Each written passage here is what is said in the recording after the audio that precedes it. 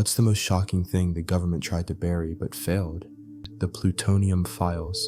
Many people across the country were subjected to experiments where they were either injected, ingested, or exposed to radioactive materials without consent or prior knowledge. In fact, the experimenters had no knowledge about what would happen, hence the testing. A women's pregnancy clinic at Vanderbilt University, an orphan boys' home in New England, several random hospital subjects scattered across the country, injected with pure plutonium, given radioactive isotopes in drinks and meals, all without their knowledge, all for the study of what these substances would do into the human body. In the 1990s, President Clinton released documentation of these experiments and was researched and investigated deeper by Eileen Wellsome in the book titled The Plutonium Files.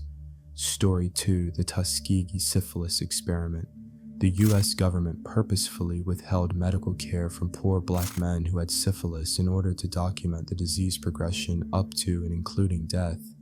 They were not told what the study was about and were not informed they had syphilis. It lasted 40 years. We learned about it in nursing school. As we listened, our professor told us the study started down south decades ago. We said, that's the kind of stuff they did years ago. Then we found out it ended in 1972. We were in nursing school in 1978. It had only ended 6 years previously. Later, I worked in a hospital with a large number of African American nurses who refused to get flu shots. Then I did a clinical at a hospital in Harlem where staff was refusing to get tested for TB. I couldn't blame them. The history is too deep. Story 3, not really bury in the traditional sense, but there's always been something very weird about how under the radar the National Reconnaissance Office is. It's never in the news. It's never brought up in political discussions. It's at the center of no public scandals. Its directors and leadership never seem to testify to Congress. Its existence wasn't even declassified until 1992, 30 plus years after it was formed. It has an enormous budget, but no politician ever brings it up in debate. I always found it strange just how little attention it gets. Story 4, there are likely some ungodly dangerous bioweapons kept in a freezer somewhere. I'm talking about more dangerous than nukes, Captain Tripp's level potential human extinction crap. For instance, a high-level Soviet defector has asserted in several books and publications that they crossed smallpox with Ebola. Oh, and they for sure messed with myelin sheaths, created a form of Legionella that caused rapid onset paralysis reminiscent of multiple sclerosis. The insidious thing is that it apparently happens after you've cleared the infection, so there's no clue to medical professionals as to what's wrong with you. It was damn near 100 fatal in animal testing.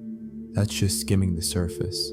Lots of research was done on super plague, the most virulent Y. pestis strains with diphtheria toxins genetically spliced in, then given antibiotic resistance. Story 5. They hide a lot of incompetence or mismanagement of money and theft. I worked for a few years for a smaller federal department. The administration bought brand new monitors for every admin staff, except that they bought 3 times the amount needed. And instead of returning the unused ones, they let them sit in a warehouse and eventually sold them to the public for pennies on the dollar. Some people in HR were caught creating new positions in various departments, filling them with their friends or family. People had complained about these phantom assistants, but HR did nothing about them. Shocking for many years. It was something that had been going on for at least 5 years when I started there. When the people in HR got caught, the remedy was to fire one person, but all the 50 plus people they had hooked up with fake or unneeded jobs were technically employed there, so they all got to keep their jobs. Story 6. I will reply on behalf of the guy at my dad's work, though I don't know if he uses Reddit. There's a guy at my dad's work who is extremely similar to Fox Mulder in personality and openly discusses his beliefs at their cafeteria. I will give some quick context. My dad works for an aerospace company that is responsible for the maintenance on many Boeing and the US military's aircraft, as well as looking over designs and whatnot. So, by nature, their jobs involve a lot of corporate and government information that they cannot disclose. Spooky whatever his name is, I don't recall as story goes as such. While visiting one of the company's many other divisions, meaning in another state, Spooky Mulder claims he saw government vehicles that were actively using anti-gravity. His main story of seeing anti-gravity technology being used seems to be when he saw a man take a machine to an aircraft wing that was dented, and it used anti-gravity to pull the dent out. Obviously not a vacuum pump or anything. This guy is now convinced the government he works for hides anti-gravity technology among other things. This is the story as I've been told, and naturally he believes there are aliens present on Earth. I've tried to get my dad and his coworkers to call him Spooky insert last name here, but I do not know if I have been successful. Story 7, how pointless public politics are, in comparison to, say, Lockheed Martin and General Dynamics influencing FAA decisions that make them billions. Tobacco and alcohol companies donate hundreds of millions to keep marijuana illegal. Sugar companies who are able to pass laws to enable a pseudo-monopoly. Insurance companies who by mere fact they're not non-profit are passing laws forcing more and more coverage that protects you less and less. These are predatory companies who want a tiny bit more profit from you. If you picked apart Washington, you wouldn't find people, you would find corporations. Democrat this Republican, quit pretending those words mean anything. We need to remove this super wealthy influence from the government.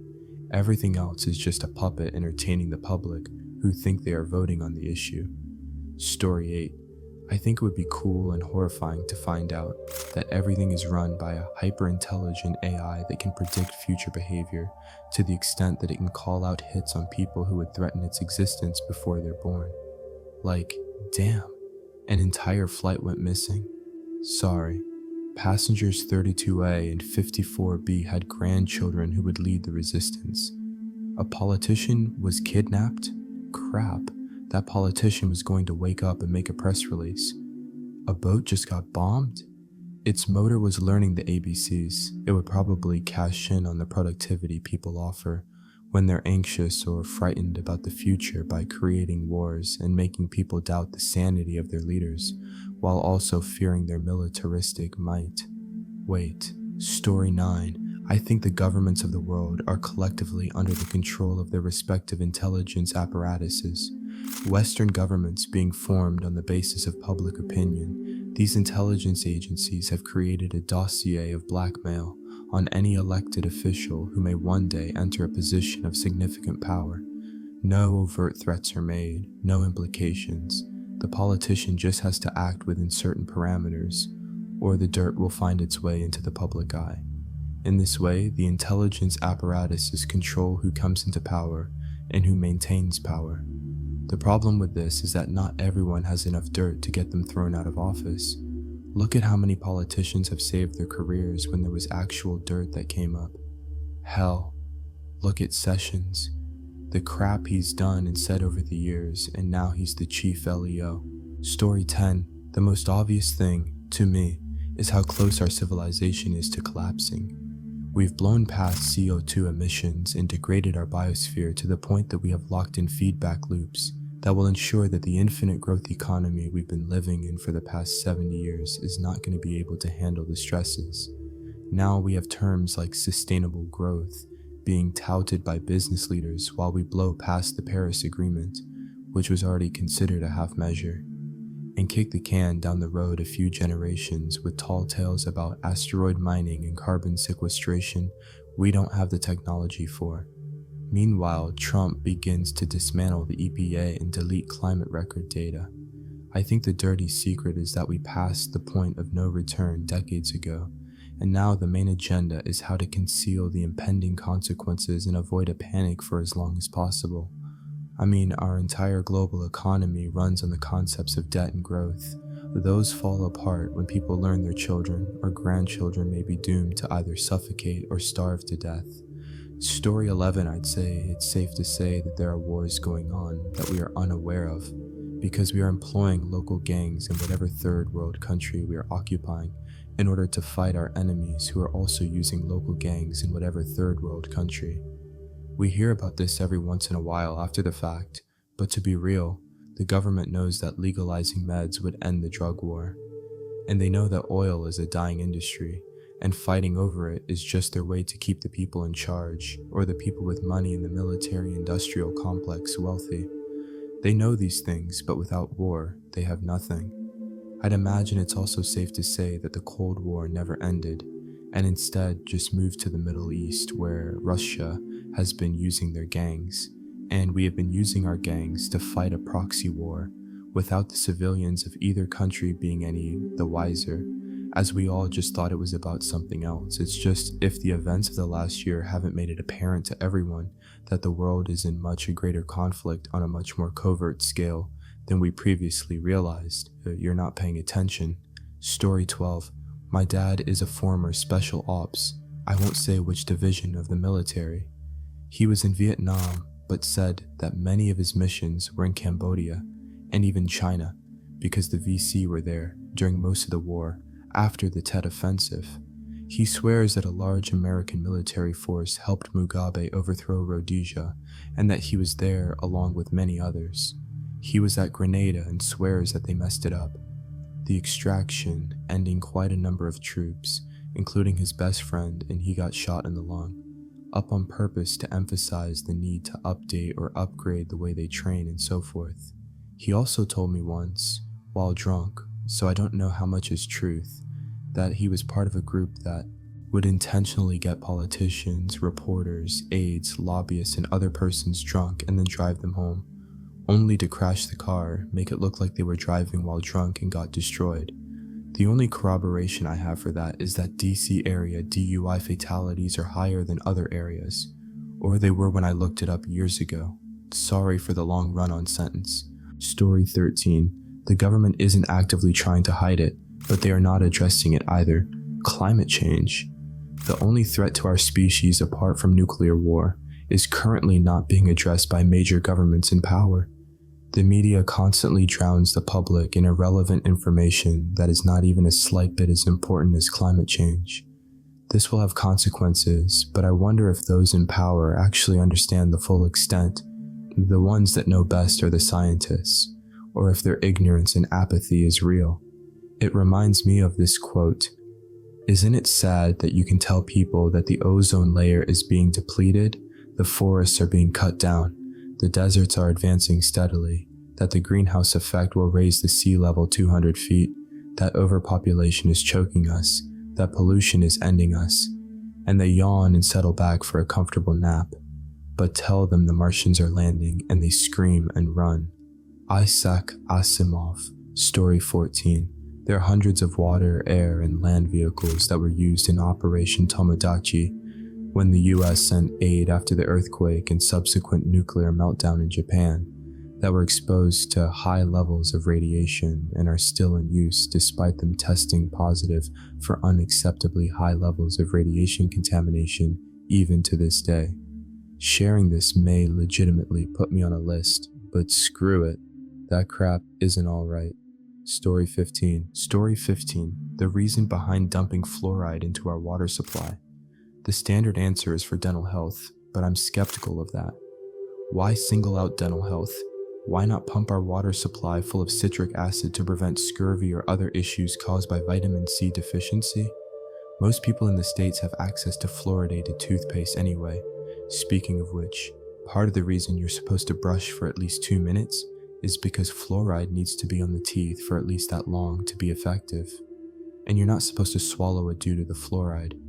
Pumping fluoride into drinking water fails on both those counts. So, why do it? The US is one of the few developed countries that does this, yet their citizens' teeth don't seem to be significantly healthier than the teeth of people elsewhere. Story 16. You can pretty much bet any technology we know about, we have much higher tech in development. Think about it, the F-117A stealth fighter? That program started in 1975. It wasn't until 1988 that the public knew about it. That was then replaced by the F-22. That guy was early 80s. The new F-35, mid-90s I think. Maiden flight was in 2006. I think you are right, but I'm not sure if we are reaching some sort of plateau because of cost. New aircraft programs keep going over budget, which limits how many are procured. The B-2 was so expensive they limited them to 21 units. The F-22 went over budget and they only ended up with 180 when originally they were aiming for over 500. The next heavy bomber is apparently going to make use of existing technologies like using the F-35 engine to lower costs, and a lower cost is one of the design specifications. I am sure a lot of tech is far advanced that what is in the air could be implemented, but I think cost limits what is made. Story 17. A lot of government employees are no different than non-government employees, in that they are more afraid of losing their job than doing a good job. Everything is kind of inefficient and slow because making it better would cost them a lot of jobs. They don't actually want to do anything about North Korea because cleaning up and helping those people is more of a time and money suck than letting Kim Jong play his stupid games. Things like Google Home, Amazon Alexa, smart TVs, Xbox One, or PS4 all exist to collect data on the people. They tricked us into paying for surveillance on ourselves by disguising it as consumer tech. A lot of embarrassing stuff about our leaders. Story 18. I am American. While I'm sure the government is hiding a lot, I suspect there are very few things that they're hiding that we don't already know on some level. The more people know about something, the harder it is to keep it a secret. Even the crap that Snowden leaked was stuff plenty of people had already heard rumors of, meaning someone else may have leaked it before, just less convincingly, and suspected even before they heard rumors. They just didn't have proof until then.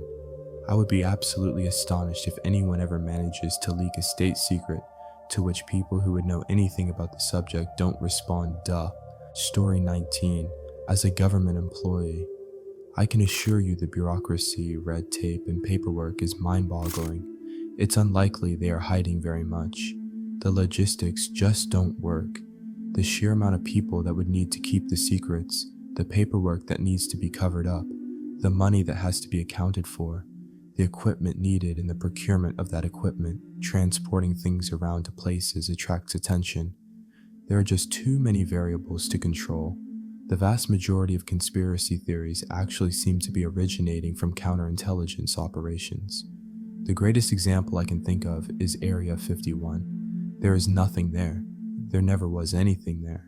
They tested some weird crap for a few years. It went poorly and was super expensive. But counterintelligence caught on that people were making up all kinds of rumors and theories about the place, which detracted from other shady or less supported operations that were happening. So poof, and now you have aliens and spaceships, TV shows about it, and movies. Story 20. How little a career.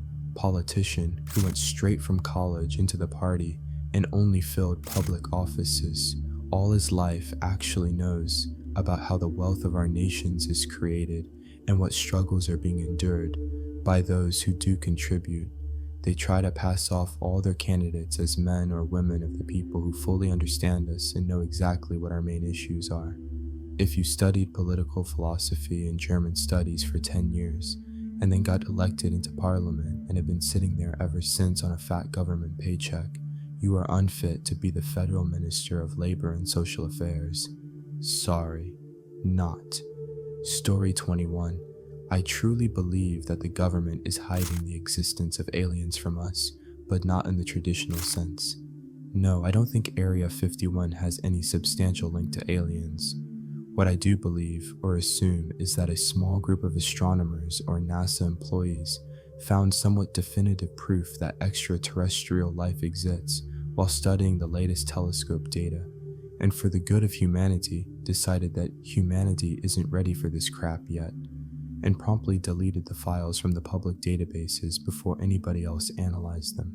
Yes, the government is not technically hiding this from us, but as agents of the government, it is the same thing. Story 22. Not much. I'm not trusting in nature, but a good, solid analysis and a hard look at our political economy indicate that most of this stuff is out in the open. It's just that Americans either have blinders about the issues, are ignorant in a way to perform a reasonable analysis of the situation, or are mostly powerless to do so against a government that is fully supporting, as most governments historically do in massively inequitable distributions of wealth, a parasitic corporate class. Sure, we might be surprised as to the extent of wiretapping or of the depths of support we provide to corporate interests or, say, tin pot dictatorships, but only the extent is really surprising when you take a reasonable look at the history of the United States, that economic disconnect between Main Street and Wall Street, the militarization of our society, and many, many other factors. Power supports money and money supports power. Nothing in the USA should really be all that surprising. Story 23. They're hiding how much they don't know from us. People are always looking for conspiracy theories. They're looking for leaks about aliens in Area 51. They're looking for info about big attacks being inside jobs, stuff like that. But the reality is that there's so much that the government just doesn't know. And it's that lack of knowledge that they're trying to keep hidden. They don't want the people to know that they have no idea what they would do if half the country was destroyed, or if the coastlines were flooded from global warming, or if a bunch of important political figures suddenly died. The government is basically run by a bunch of people going, okay, things aren't broken, let's be really careful and not touch too much stuff, or else everything will fall apart. Story 24. The various plans to deal with various types of revolution, homegrown terrorism, counters to thoughts and narratives that they deem dangerous, disaster scenarios, deadly infectious disease, and so on. Tough time calls for tough measures, and having pre-planned responses to various events is important for proper handling. This might mean, though, that there are documents which stipulate when it is ethical to bomb domestic cities regardless of civilian causality. I think we all kind of understand that these plans exist, especially since they are built into a lot of movie plots, but regardless, people would be freaking the crap out if they saw the actual documents. To be clear, I'm not saying these plans are bad or ought not exist. I am saying something stranger. Everyone knows these plans exist, but the exact details of the plans need to be hidden, because people would freak out. Story 25, that we, as a continent, North America, are facing total and complete economic and agricultural collapse within the next couple of decades. 2 days ago, we paid 3.45 Canadian dollars for a head of iceberg lettuce. Compare that to just a few years ago, when it was around $1 and on sale for $0.79 quite often. The rate of inflation on meat and produce is insane and will only continue to get worse. With the weather being as unpredictable as it is and the cost of fuel ever increasing, I am more than a little worried for the future of the lower class, and I feel that the government, with all their genius advisors, has a very good idea that our current way of doing things is unsustainable. What I imagine they're hiding is their knowledge of this and the fact that they're not really doing much in the way of planning or making changes. I am not educated on the subject. I could be very wrong about my assumptions, but grocery shopping has begun to make me very, very uneasy. Story 26. It seems like a neat idea, but I don't trust any government, much less our own, to have the workers' best interests in mind. Capitalism may not be best, but it's the closest thing to economic freedom we have.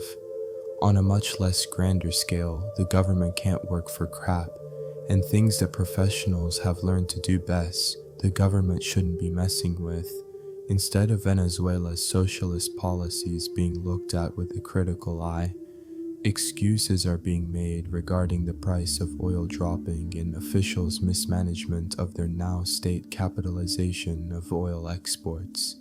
Story 27. I think they will acknowledge one day that outside of air traffic being routed to prevent collisions, it is also routed in such a way to cause the collection of contrails to accumulate over certain areas in order to shield large sections of land from direct sunlight in an effort to keep temperatures relatively in line with where they traditionally should be seasonally. I suspect if all aircraft were grounded for a couple weeks, citizens would note a sudden rise in temperatures and lack of natural cloud formation over many parts of the country. thus providing more direct evidence that not only are we well into global warming, but developed nations around the world have been manipulating air traffic patterns to function as a sort of soft geoengineering to mitigate its effects for a number of years. Story 28. I read that the Pentagon lost $1.5 trillion. It's obviously going to fund James Cameron-like movie projects of frontline footage of new worlds and the likes. The fact we can produce meat in a lab environment and scientists have found a way to artificially mimic photosynthesis should be huge in consideration of interplanetary travel.